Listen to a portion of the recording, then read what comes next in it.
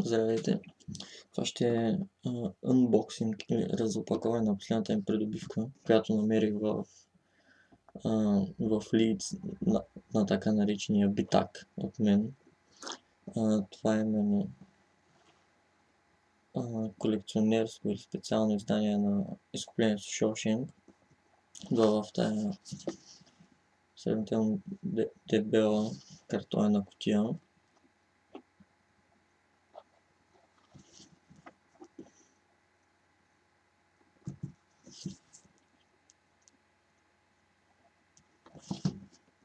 Някои от специалните неща, които има вътре, са с дължина около 4 часа, които представляват разни интервюта с актьорите. Първото нещо, което е вътре, е самия филм, който е на 3 диска, 3 DVD-та, главно защото има толкова много бонус съдържание.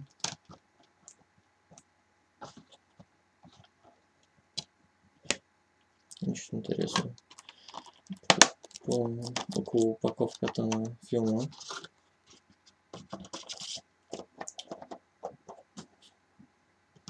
Ето това обаче е доста интересно. Това е книжка с, както виждат тук долу, с сценария и разни бележки от Франк Дарабонт. Надявам се да не му прецелях името. Вътре може да се види самия сценарий на филма, който сам по себе си е доста интересна книга за четене. Също така вътре има и снимки на някои от сцените.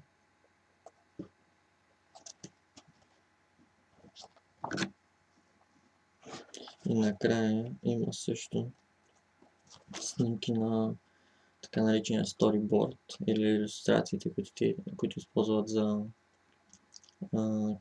като ориентир, когато се снимат филмите. С разни бележки до тях, които ориентират каквото ще се случва в филма. Доста интересна книжка определено.